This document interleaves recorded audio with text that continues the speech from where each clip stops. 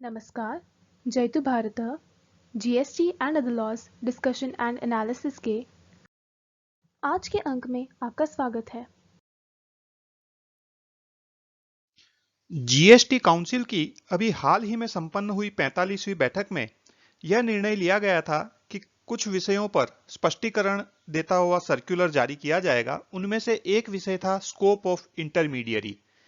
अब central board of indirect taxes and customs ने scope of intermediary पर स्पष्टीकरण देता हुआ सर्कुलर नंबर 159/15/2021 जीएसटी जारी किया है।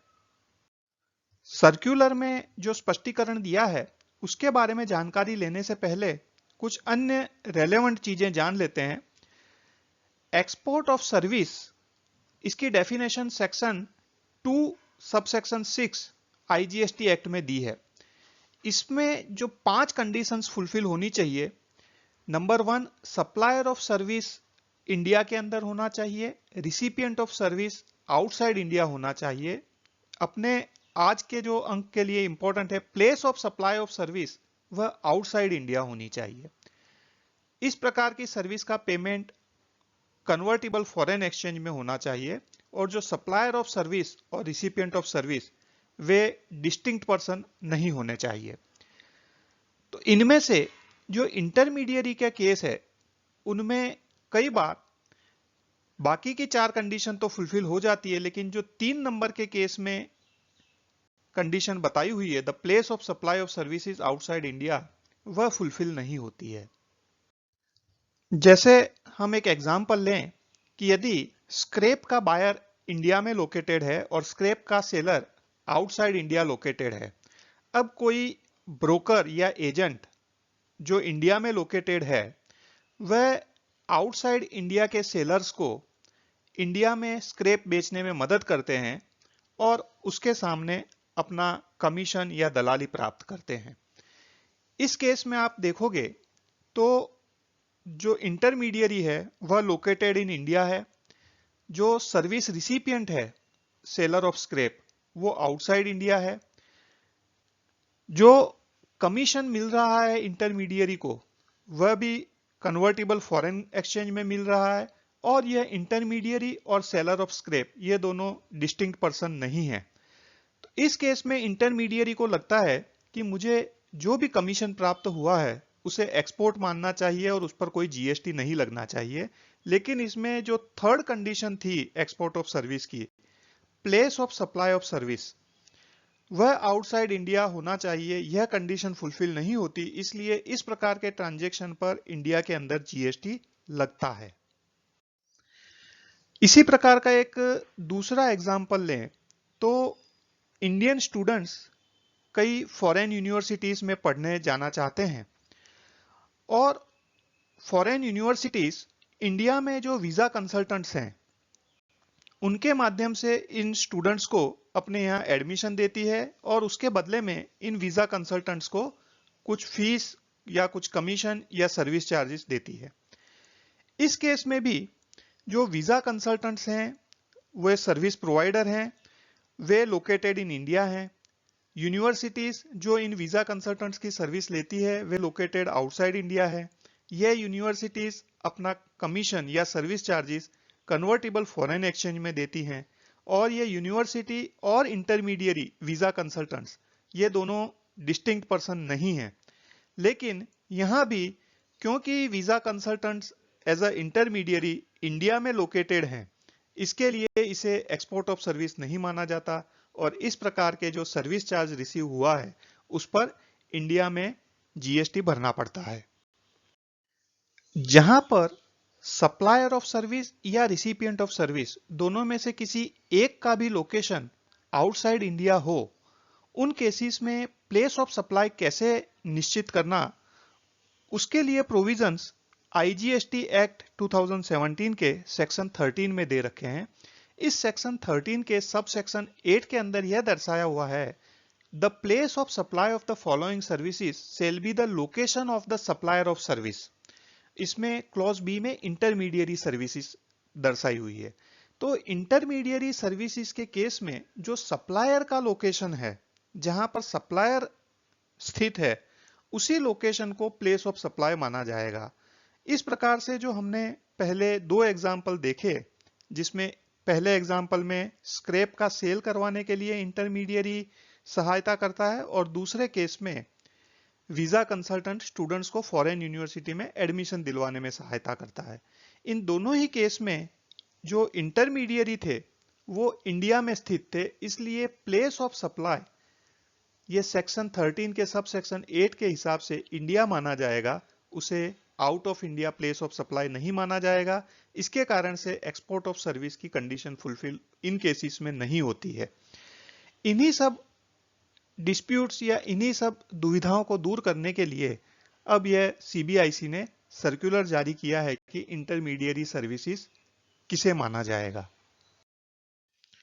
इंटरमीडियरी की डेफिनेशन सेक्शन 2 के सबसेक्शन 13 आईजीएसटी एक्ट 2017 में दी हुई है, जिसके अनुसार intermediary means a broker, an agent और any other person by whatever name called. Intermediary का अर्थ ब्रोकर, एजेंट या अन्य कोई भी व्यक्ति किसी भी नाम से उसको पुकारा जाए उसे इंटरमीडियरी कहते हैं। लेकिन कंडीशन क्या होनी चाहिए?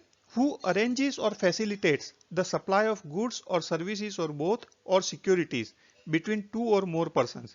जो दो या अन्य अधिक व्यक्तियों के बीच में वस्तु, सेवा या सिक्योरिटीज की सप्लाई को अरेंज करवाता है या फैसिलिटेट करवाता है। तो कंडीशन मेन यही है कि इस प्रकार का अरेंजमेंट या फैसिलिटेट करवाना चाहिए, चाहे उसका नाम ब्रोकर हो या एजेंट हो या अन्य कोई भी हो। But does not include a person who supply such goods और सर्विस और बोथ और securities on his own account. लेकिन जो व्यक्ति इस प्रकार की वस्तु, सेवाएं या सिक्योरिटीज अपने खुद के बिहाफ पर खुद की तरफ से सप्लाई कर रहा है, उसे इंटरमीडियरी नहीं माना जाता।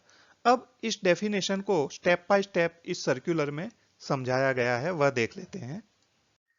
इंटरमीडियरी का कंसेप्ट सर्विस टैक्स में भी 2012 से था और उसमें place of provision of service rules 2012 के अंदर इंटरमीडियरी की डेफिनेशन दे रखी थी। अभी जीएसटी में जो डेफिनेशन है वो लगभग सर्विस टैक्स में जो डेफिनेशन थी उसी के अनुसार है। केवल एक ही फर्क है कि जीएसटी के अंदर सप्लाई ऑफ सिक्योरिटीज को भी इंटरमीडियरी की डेफिनेशन में इंक्लूड कर दिया गया है, जबकि सप्लाई ऑफ सिक्योरिटीज को फैसिलिटेट करना या अरेंज करवाना वह सर्विस टैक्स के दौरान इंटरमीडियरी की डेफिनेशन में सम्मिलित नहीं था। इंटरमीडियरी सर्विस की डेफिनेशन के अनुसार इंटरमीडियरी वह व्यक्ति है जो दो या अधिक व्यक्तियों के बीच में गुड्स, सर्विसेज या सिक्योरिटीज की सप्लाई को अरेंज करवाता है या फैसिलिटेट करवाता है। अर्थात इस प्रकार के ट्रांजैक्शन में कम से कम 3 पार्टीज तो होनी ही चाहिए। 2 पार्टीज वो जो सप्लाई ऑफ गुड्स, सर्विस या सिक्योरिटीज में डायरेक्टली इन्वॉल्व हैं, जिसे हम मेन सप्लाई कहेंगे, और तीसरा इंटरमीडियरी जो इस प्रकार के सप्लाई को फैसिलिटेट करता है, जिसको एंसिलियरी सप्लाई भी कह सकते हैं। तो जो इंटरमीडियरी है वह मुख्यतः जो मेन सप्लाई है गुड्स का, सर्विसेज का या सिक्योरिटीज का, उसको फैसिलिटेट करता है, उसको अरेंज करवा के देता है, लेकिन वह खुद इस प्रकार की सप्लाई जो मेन सप्लाई है उसे नहीं देता है। तो इस प्रकार से कम 3 पार्टीज इस प्रकार के ट्रांजैक्शन में होनी चाहिए। इस प्रकार के ट्रांजैक्शन में 2 अलग प्रकार की सप्लाईज इन्वॉल्व होती हैं। एक मेन सप्लाई जो 2 प्रिंसिपल के बीच में होती है, वो चाहे गुड्स की हो सकती है या सर्विसेज की हो सकती है या सिक्योरिटीज की हो सकती है। और एक एंसिलरी सप्लाई होती है जो इंटरमीडियरी प्रोवाइड करता है।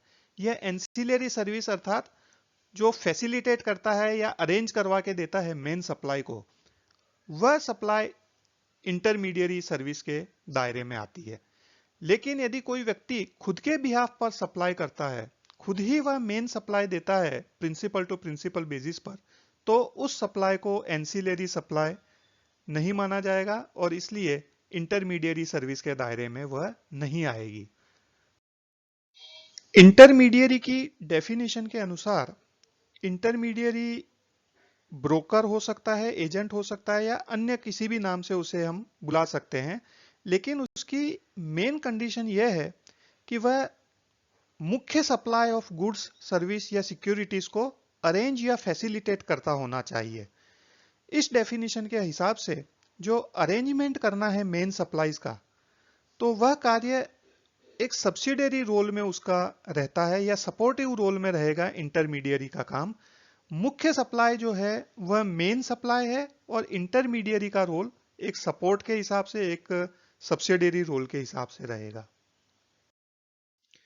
इंटरमीडियरी की डेफिनेशन में यह दर्शाया है कि इंटरमीडियरी में does not include a person who supplies such goods or service or both or securities on his own account।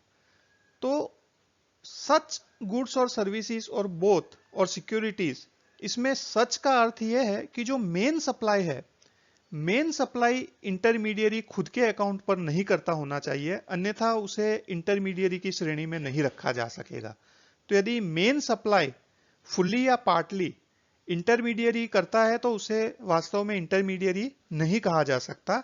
Intermediary का रोल सपोर्टिव या फैसिलिटेटिव ही रहेगा। सब कॉन्ट्रैक्टिंग के केस में कई बार कंफ्यूजन हो जाता है कि इस प्रकार के सब कॉन्ट्रैक्टिंग के ट्रांजैक्शन को कहीं इंटरमीडियरी के ट्रांजैक्शन में तो सम्मिलित नहीं करना है। इसका मेन रीजन यह है कि इंटरमीडियरी के ट्रांजैक्शन में जो इंटरमीडियरी की सर्विस चार्जेस होती है वह जनरली मेन सप्लाईज के चार्जेस से कम होती है। तो उसी को ध्यान में रखते हुए सब कॉन्ट्रैक्टिंग के केस में कई बार वो सर्विस चार्जेस के हिसाब से उसे इंटरमीडियरी मान लिया जाता है, लेकिन सब कॉन्ट्रैक्टिंग का केस में इंटरमीडियरी उसे नहीं मानना चाहिए। इसका हम एक एग्जांपल से समझ सकते हैं। सपोज ए मेन कॉन्ट्रैक्टर है जो एनुअल मेंटेनेंस के कॉन्ट्रैक्ट लेता है। वह बी के साथ में एक कॉन्ट्रैक्ट करता है कि बी के सभी मशीन्स, टूल्स इत्यादि को वह सर्विस करता रहेगा, मेंटेन करता रहेगा और उसके लिए सालाना 1 लाख रुपया वह चार्ज करेगा।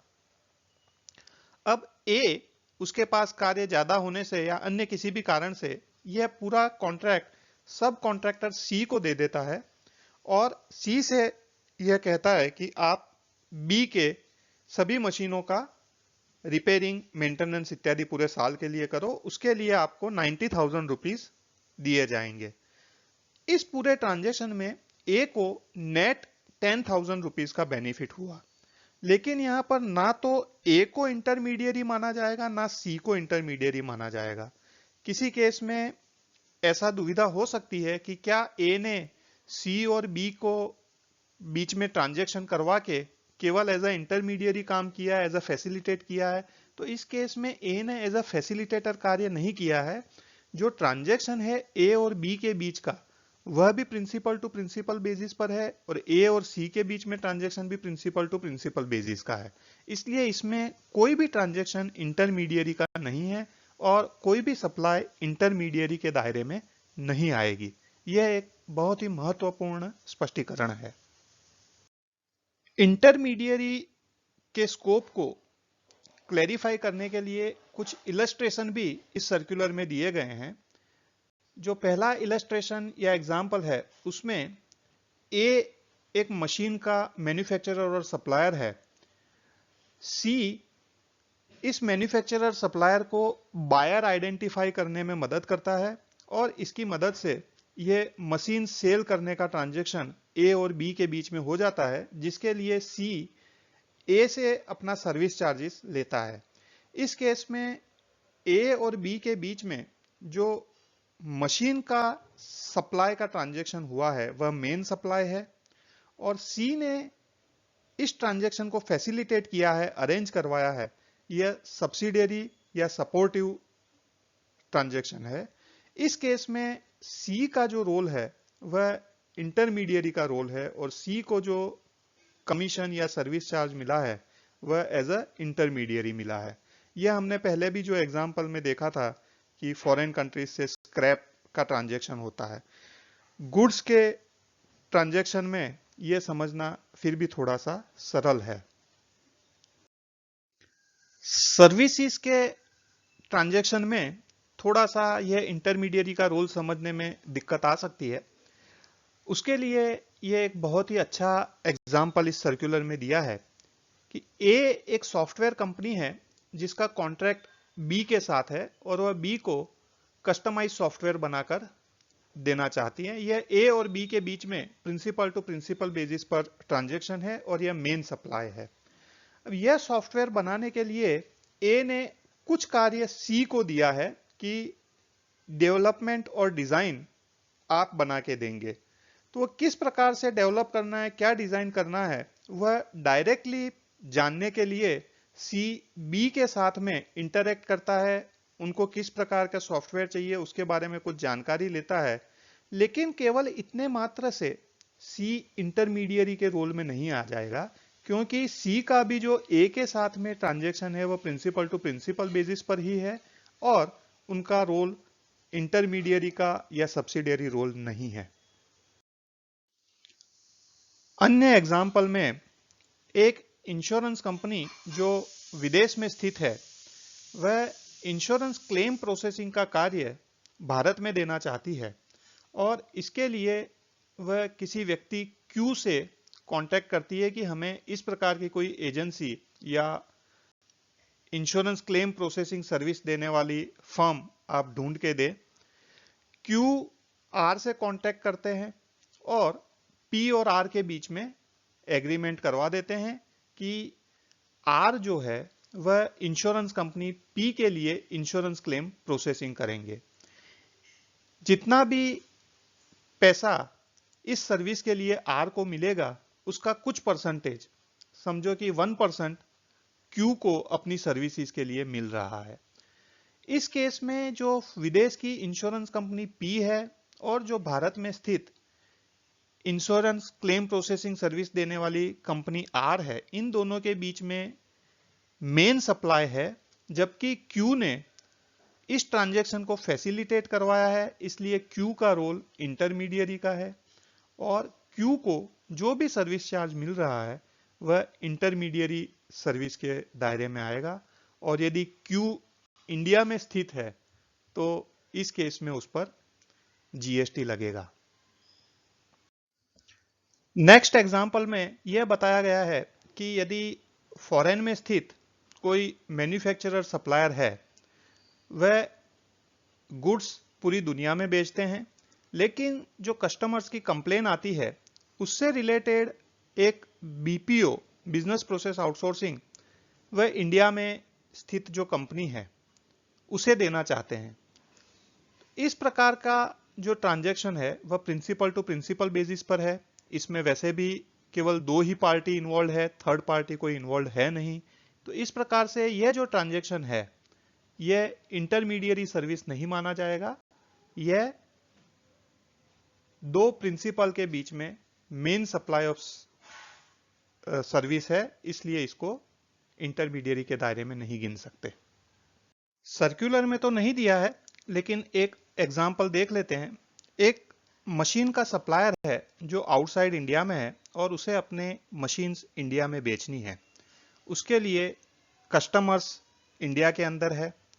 वह पर्सन सी से कांटेक्ट करता है कि आप मेरे लिए बायर्स ढूंढ के दें और एक बार मशीन सेल हो जाने के बाद में उसका वारंटी पीरियड में मेंटेनेंस भी आप ही करें। तो सी यहां पर दो रोल में है। फर्स्ट रोल में वह मशीन के सेल को फैसिलिटेट कर रहा है, मेरे ख्याल से वह ट्रांजैक्शन इंटरमीडिएरी के दायरे में आएगा। सेकंड ट्रांजैक्शन में वह ए के बिहाफ पर बी को मेंटेनेंस सर्विस दे रहा है, तो यह सब कॉन्ट्रैक्टिंग उसे मानकर इसको हम इंटरमीडिएरी के दायरे में नहीं ले सकते, यह मेरा व्यू है। लेकिन इस प्रकार के जो मिक्स्ड ट्रांजैक्शन होते हैं वहां पर कौन सा ट्रांजैक्शन इंटरमीडिएरी के दायरे में आएगा और कौन सा नहीं आएगा वह नक्की करना थोड़ा सा मुश्किल होता है और उसी के लिए यह क्लैरिफिकेशन की आवश्यकता थी। इस सर्कुलर में भी यह स्पष्ट कर दिया गया है कि जो यह उदाहरण दिए गए हैं यह केवल समझने के लिए हैं और इंडिकेटिव हैं और हर केस को उसके फैक्ट्स के आधार पर यह नक्की करना पड़ेगा कि क्या यह इंटरमीडिएरी के दायरे में आते हैं या नहीं आते। इसके अलावा जैसा मैंने आपको पहले भी बता दिया कि सेक्शन 13 आईजीएसटी एक्ट के अंतर्गत जो प्लेस ऑफ सप्लाई नक्की करने के प्रोविजन दिए हैं वे तभी लागू होते हैं जब लोकेशन ऑफ सप्लायर या लोकेशन ऑफ रिसिपिएंट उनमें से कम एक का लोकेशन आउटसाइड इंडिया है। उनके अलावा के केसेस में सेक्शन 13 लागू नहीं होता। आज के अंक में बस इतना ही। धन्यवाद। Please like share and subscribe. आपको और किसी जीएसटी रिलेटेड विषय पर जानकारी चाहिए विशेषतः तो कमेंट्स में लिख सकते हैं। जय हिंद।